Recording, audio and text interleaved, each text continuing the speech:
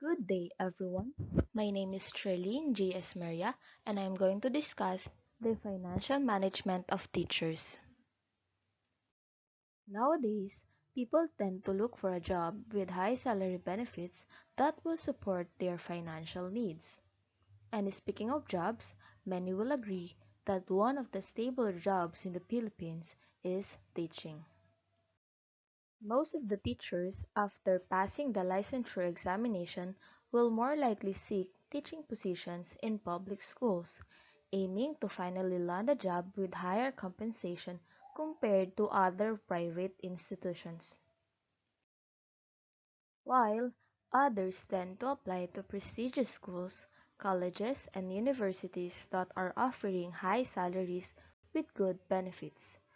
But is it enough for teachers to earn an adequate amount of money to live comfortably? Let us look at how teachers manage their finances to sustain their living. According to Todd Havens, wealth isn't what you earn, it's what you keep. Financial management is more than just budgeting your salary and expenses. As Havens mentioned, it is also about what you can keep. Let us look into the teachers' saving practices. Are teachers able to save enough from their salary despite the effect of inflation and the current situation due to pandemic? Teachers are said to be one of the employees that are benefited by the tax reform for acceleration and inclusion.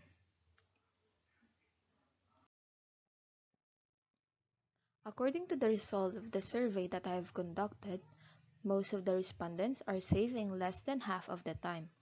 Only 9% of the respondents have a saving accounts with increasing balance. Yet, most of them tend to save money for their future needs and wants. Although most of them do not have saving accounts in banks, some of them do keep money as their savings for their future needs and wants. Despite the increase of the salary based on the first and second tranche of the Salary Standardization Law of 2019, it is worth noting that 40.91% of the respondents do not increase their savings, while only 13.64% of them practice increasing their savings when they receive salary increase. In spite of the increase in the salary of the teachers, still it is not enough for them to keep more for their savings. This could possibly due to the pandemic, inflation rate, and increase in cost of living. The challenges faced due to the economic crisis affect saving practices of the teachers. In times like this, people need to be more mindful of handling their money and expenses. According to Rajna and Isat in 2011, planning expenses is setting up a budget plan which is viewed as a critical financial management practice. Let us now see the teacher's expenditure practices. Based on the result of the survey, teachers tend to compare every expenditure or purchases and practice it more than half of the time. One of the teachers mentioned that she often does online shopping to save more through using the vouchers and cashback promos that are being offered by different shopping platforms. 68.18% of the respondents plan their expenses and 63.64% of them closely monitor their expenses. One mentioned that she even used an app to track and monitor her expenses. Some of them use journals for budgeting. The result revealed that the respondents are less likely to spend more than what they can afford. 36.36% said that they never spend more than they can afford. Therefore, it could be said that the respondents are aware of how to manage their expenses and budget responsibly. In terms of debt management, respondents said that they pay bills on time and 63.64% of the teachers do it all the time. When paying the money they owe, they do it on time and in full amount. Most of the teachers do not rely on loans to pay previous loans, and they never use credit cards to pay their monthly bills. One of the teachers used to have a credit card, and he mentioned that it is convenient to use in times of emergencies. And there are also a lot of perks in using a credit card. The credit card owner just needs to be responsible in handling expenses and paying the bills on time. Teachers are now getting more into investments through getting insurance. Life insurance policy often has investment features which enable the insured to gain long-term savings. That is why many of the teachers are being open to availing insurance for the benefit of being insured and having an investment. It is good to see how teachers are getting more mindful on how they manage their finances. Financial education played an important role on how people plan and manage their money, expenses, savings, debt, and investments. As Surinder and Sarma mentioned, financial literacy is the ability to use knowledge and skills to manage financial resources effectively for a lifetime financial well-being. It is a series of actions wherein individuals take after considering their financial capabilities and status. Considering their financial status, they need to be cautious on how they manage their expenses in order to sustain and improve their financial practices and savings.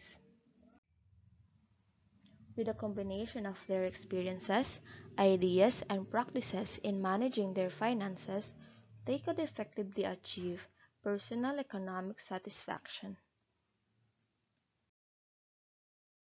Over the years, teachers get more responsible and give high priority to financial management and practices.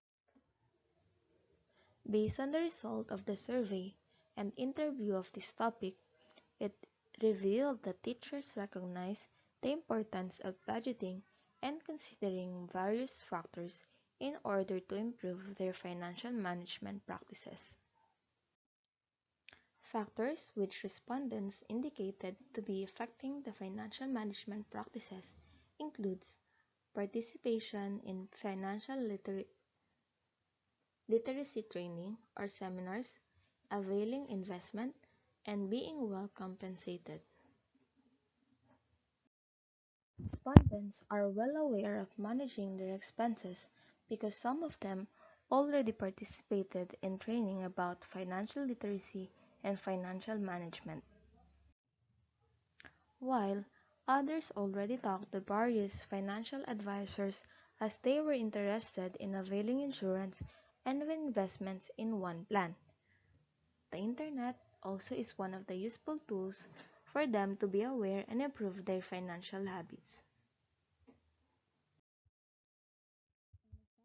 All the financial education that teachers may require, there are also other guidelines and memorandum which is implemented to assist the increasing problems of educators regarding taking up loans and managing their expenses. Cepeda in 2017 mentioned that there were teachers who have net take-home pay of less than 1,000 pesos to as low as 600 pesos. Through DepEd numbers 05 series of 2018, the implementation of 5,000 pesos net take-home pay for Department of Education personnel was implemented to assure that teachers have enough salaries and will be able to take home money that is not lower than 5,000 pesos a month. The Salary Standardization Law of 2019 also helped out teachers have more for their expenditures. However, not all teachers can save as much as others do, especially that most of the teachers have pending loans to pay, studying for graduate school, providing the needs of their family, and trying to sustain their living in this time of pandemic while all necessities and essentials are getting more expensive. But with the help of all these guidelines, along with the financial awareness and literacy of the teachers, they are all closely getting to achieve improvement with their financial stability and management.